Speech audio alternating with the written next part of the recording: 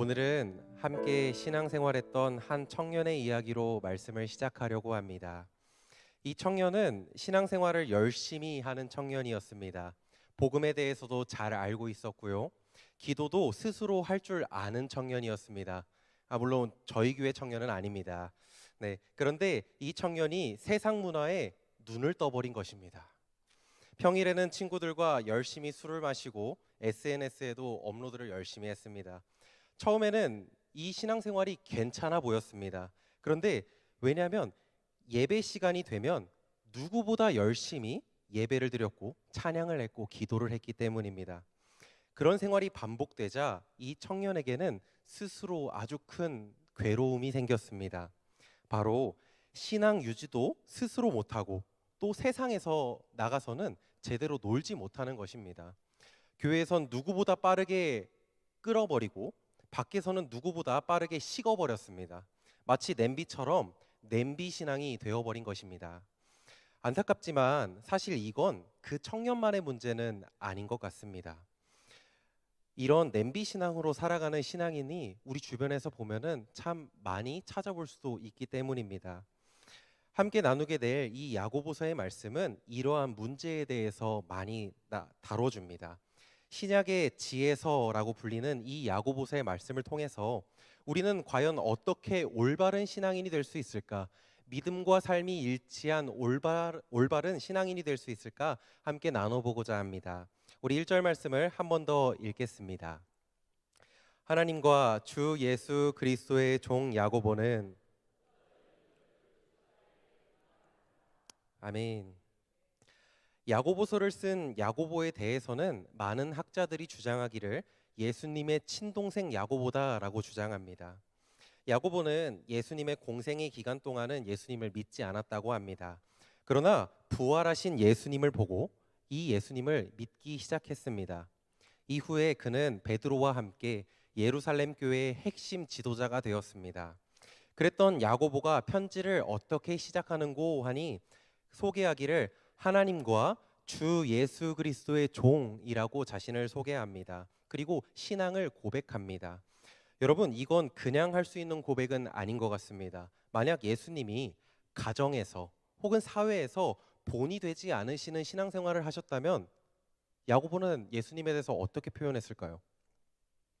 입만 살아있다가 회심한 구원자 예수의 동생 야고보는 이렇게 증언하지 않았을까요? 그러나 야고보는 예수님을 그리스도라고 인정하고 고백합니다. 그리고 스스로를 예수님의 종입니다라고 표현합니다. 그렇다면 이 겸손한 신앙 고백이 담긴 편지의 수신자, 즉 편지를 받아볼 사람들은 누구였을까요? 1절 하반절에 보니까 흩어져 있는 12지파라고 나옵니다. 이것은 디아스포라 12지파를 의미합니다. 즉 팔레스타인 밖에 흩어져 있는 예루살렘 밖에 흩어져 있는 유대인들을 말합니다. 이들은 아수르와 바벨론의 침입 혹은 사회 경제적 이슈로 고향을 떠난 사람들입니다. 그리고 그곳에서 문화적 소수자로 또 종교적 주변인으로 살아가야 했던 사람들이 바로 이 디아스포라 유대인들이었습니다. 그렇다면 야고보는 왜 그들에게 편지를 보낼 수밖에 없었을까요? 그들이 사는 곳에서는 두 가지 이야기들이 돌았습니다. 한쪽에선 더 많이 가져라, 더 높이 올라가라, 더 많이 쟁취해라, 강한 자가 살아남는다 라는 로마 제국의 이야기가 한쪽 귀에서 들려왔고요. 다른 한쪽 귀에서는 하나님의 나라는 무너지지 않는다, 하나님은 지금도 일하신다, 그 일을 위해 우리를 이 자리에 디아스포라 자리에 보내셨다라는 그 하나님의 이야기가 들려왔습니다. 그래서 그들은 매일 선택의 기로에 놓여 살게 된 것입니다. 그런데 사실 이 디아스포라 유대인과 지금 현재를 살아가는 우리의 삶이 별반 다를 것이 없어 보입니다. 비록 로마 제국은 사라졌지만 우리 또한 어떤 정체성을 붙잡고 살아가야 할지 선택해야 하는 시대를 살아가기 때문입니다. 그래서 야고보는 오늘 말씀 제목과 같이 온전함에 대해서 이야기합니다. 특별히 이 온전함이라는 주제는 야고보서를 관통하는 큰 하나의 주제이기도 합니다. 우리가 그 온전함을 잘 알아보기 위해서 함께 4절 말씀을 읽어보겠습니다. 인내를 온전히 이루라. 이는 너희로 온전하고 구비하여 아멘. 온전이라는 단어는 헬라어로 텔레이오스라는 단어입니다. 이것은 완벽함이나 완전함을 뜻하지 않습니다. 출발점에서 목적지까지 갖추어야 할 것을 균형 있게 갖추고 그 정해진 과정을 끝까지 따라가는 성숙함을 이야기합니다. 조금 더 쉽게 말씀드리자면 결과만 보고 좋은 게 아니라 주님이 부르시는 그날까지 신앙의 균형이 잡힌 온전한 사람이 되는 것, 이것이 바로 온전함입니다. 즉 그렇다면 우리에게 이러한 질문이 있을 수 있을 것 같습니다. 온전함을 어떻게 이룰 수 있는가? 온전한 그리스도인은 어떻게 될 수 있는가? 라는 질문입니다. 그 대답을 야고보는 세 가지로 이야기해 주는 것 같습니다. 첫 번째는 이 온전함은 인내를 통해서 이루어진다고 이야기합니다. 우리가 함께 2절부터 4절까지의 말씀을 한 번 더 읽도록 하겠습니다. 내 형제들아, 너희가 여러 가지 시험을 당하거든 온전히 기쁘게 여기라. 이는 너희 믿음의 시련이 인내를 만들어내는 줄 너희가 알미라. 인내를 온전히 이루라. 이는 너희로 온전하고 구비하여 조금도 부족함이 없게 하려 함이라. 아멘. 이 야고보는 자기소개 이후에 곧바로 2절 말씀에서 시험에 관하여 언급합니다. 특별히 이 성도의 환난과 박해 그리고 시험에 관한 말씀은 성경에서 자주 등장하는데요. 그런데 이 본문에 여러 가지 시험을 당하거든 이란 말씀은 너희에게 반드시 시험이 올 것이다 라는 의미입니다. 세상의 시각에서 보면은 우리는 시험이나 시련을 피하는 것이 가장 좋아 보입니다.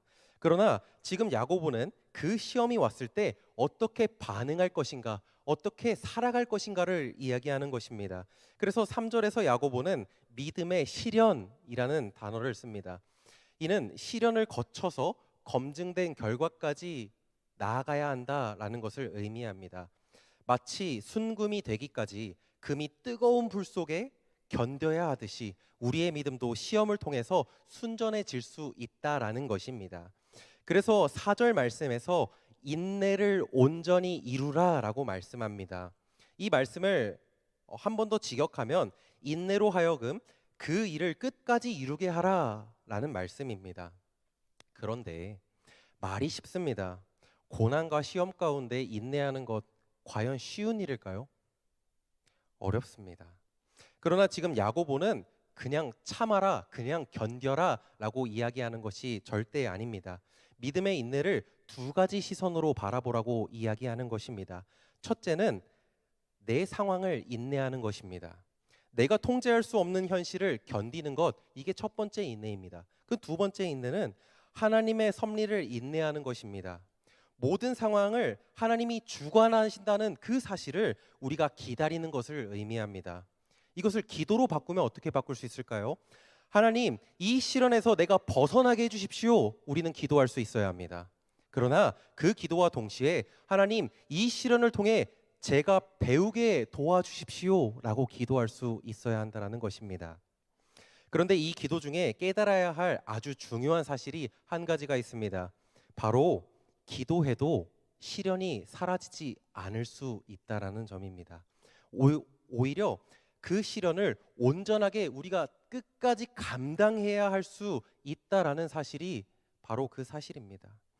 요한복음 6장 말씀에선 제자들이 바다를 건너는 장면이 등장합니다. 이후 제자들이 탄 배는 풍랑을 만나게 됩니다. 그래서 이 시련 가운데 막 방황하는데요. 그때에 예수님은 바다 위로 걸어오십니다.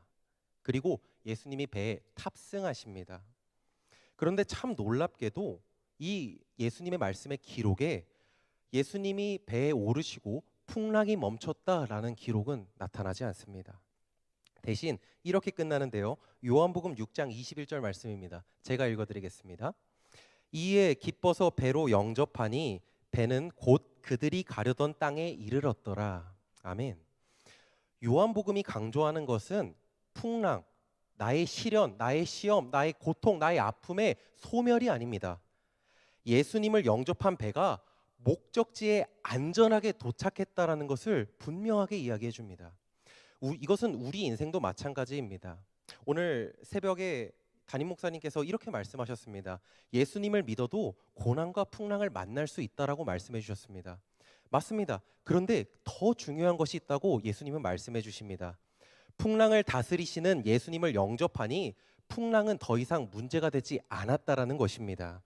풍랑은 멈추지 않았지만 예수님이 동행하시니까 배가 가려던 땅에 완전히 안전하게 도착했다라는 것입니다. 우리 인생도 마찬가지입니다. 기도한다고 해서 내 인생이 막 특별하게 기적이 일어나거나 상황이 즉시 바뀌지 않을 수 있습니다. 아니요, 보통은 그렇습니다. 그러나 기도할 때 예수님이 우리와 가까이 함께 계심을 우리는 깨닫게 되는 것입니다. 우리는 인내하는 기도를 통해 함께 동행하시는 주님과 목적지에 도착하게 되고요. 우리의 최종 목적지인 천국을 바라보면서 주님, 내가 주님과 함께 동행하며 이 땅에 살아왔습니다. 그리고 주님과 함께 천국에 도착했습니다. 라고 믿음으로 고백할 수 있는 것입니다. 우리가 이 시련의 시간을 낭비하지 않았으면 좋겠습니다. 시련의 시간을 보내고 계시다면 그 시련의 시간을 하나님 이 고통을 없애주십시오 라고 기도하기보다 하나님 나와 함께 하시는 하나님, 이 고난 가운데서도 나와 함께 동행하시는 하나님을 경험하고 느끼고 내 입술로 고백하고 간증할 수 있게 도와주십시오 라는 우리 모두가 되었으면 좋겠습니다. 그렇게 주님을 바라보는 온전한 성도님이 되시길 주님의 이름으로 축복드립니다. 이어서 본문 5절과 6절 말씀을 함께 읽도록 하겠습니다. 너희 중에 누구든지 지혜가 부족하거든 모든 사람에게 후히 주시고 꾸짖지 아니하시는 하나님께 구하라. 그리하면 주시리라. 오직 믿음으로 구하고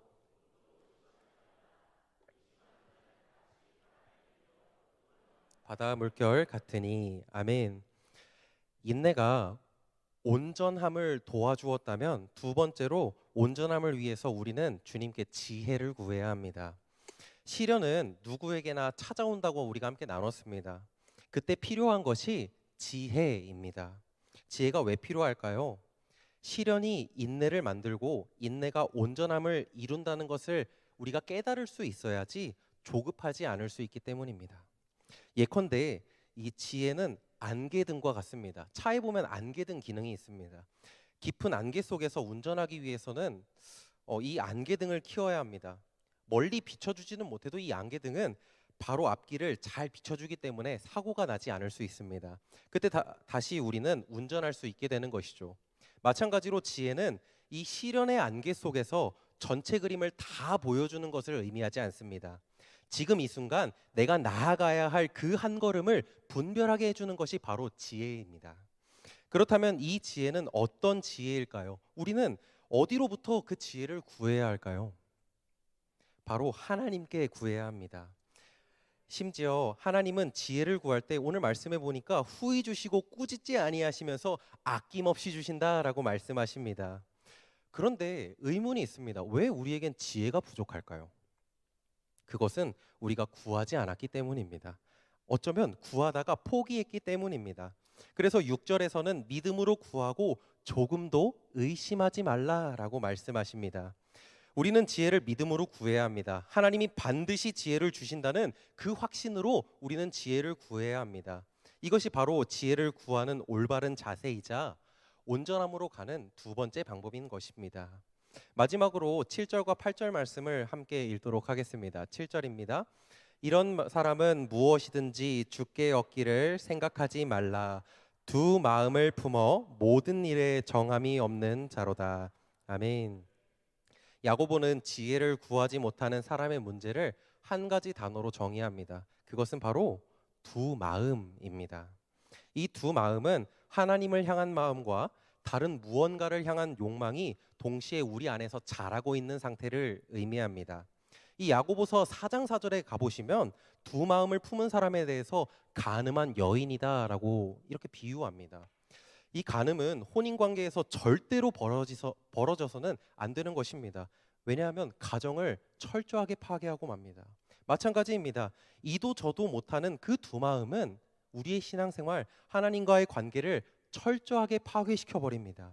그렇다면 이 두 마음을 어떻게 하면 해결받을 수 있을까요? 스스로 노력하고 결단한다고 해서 그 두 마음을 해결받을 수 있을까요?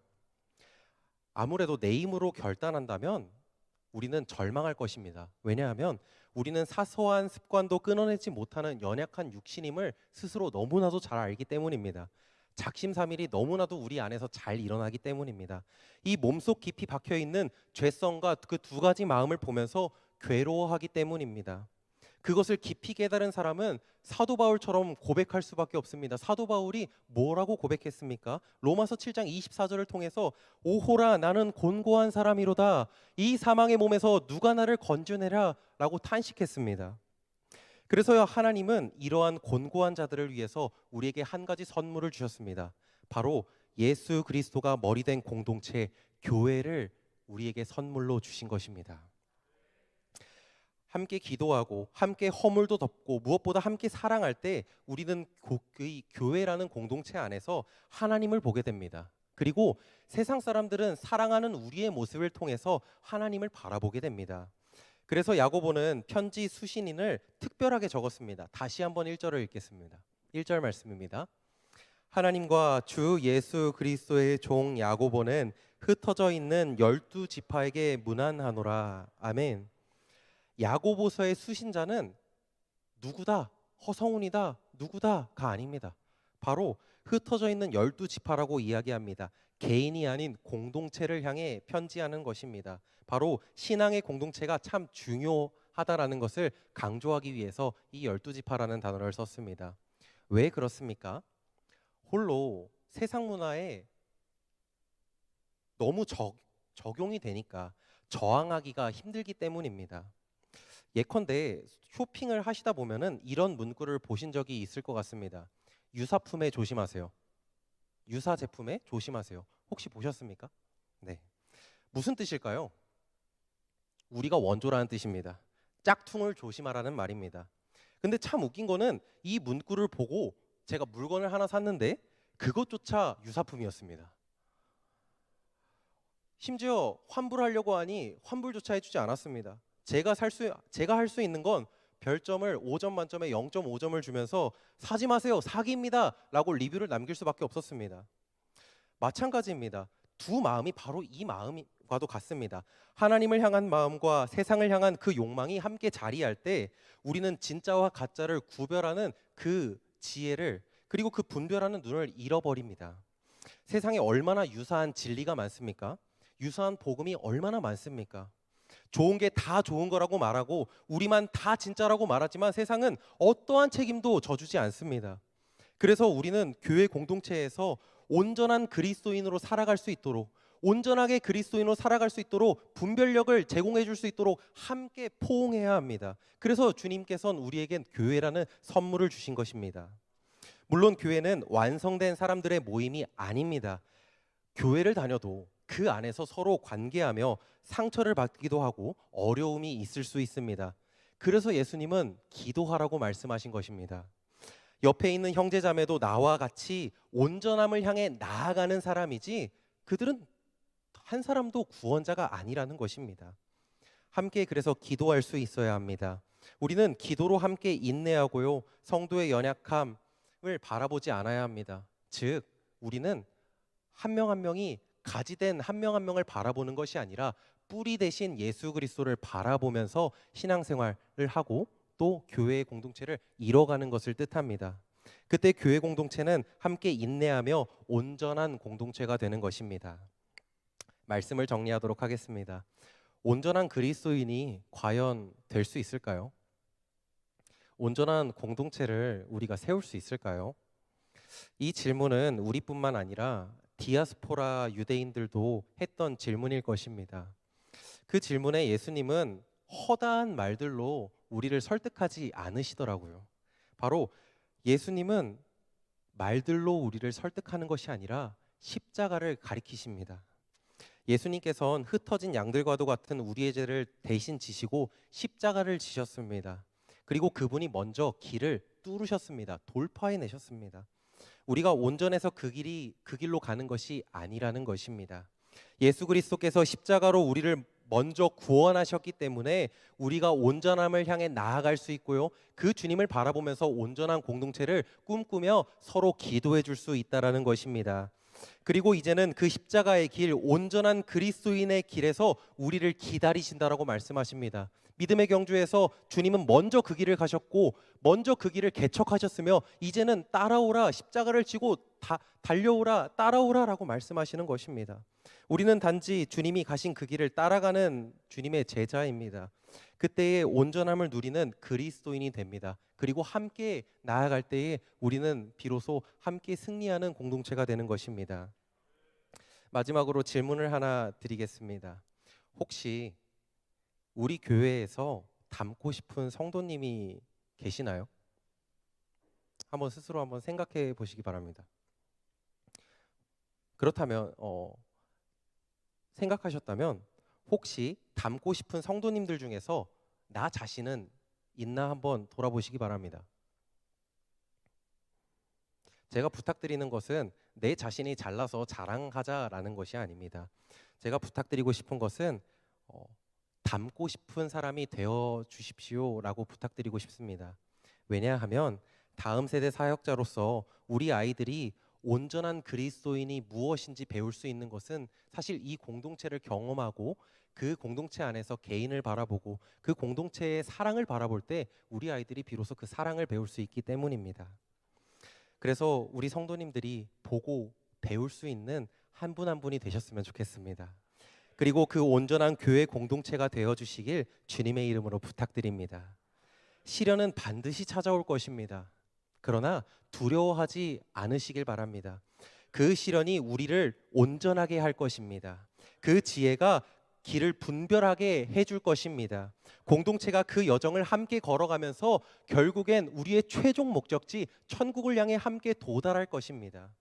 무엇보다 그 모든 것에 앞서서 우리보다 먼저 그 길을 가신 십자가를 지신 예수 그리스도께서 우리와 함께 동행하시기 때문에 우리는 온전한 공동체를 꿈꾸며 함께 나아갈 수 있습니다. 우리가 그렇게 비록 현실감이 없고 좀 어려워 보이고 온전한 공동체 과연 될까라는 의심을 하기보다 주님이 먼저 걸어가신 그 길 내가 먼저 섬기겠습니다. 내가 먼저 손 내미겠습니다. 라고 고백하는 우리 모두가 되길 소망합니다. 주님 앞에 서시는 그날까지 우리와 함께 가장 가까이에서 함께 동행하시는 주님을 바라보시면서 온전한 그리스도인이 되시는 우리 모두가 되길 주님의 이름으로 축복드립니다.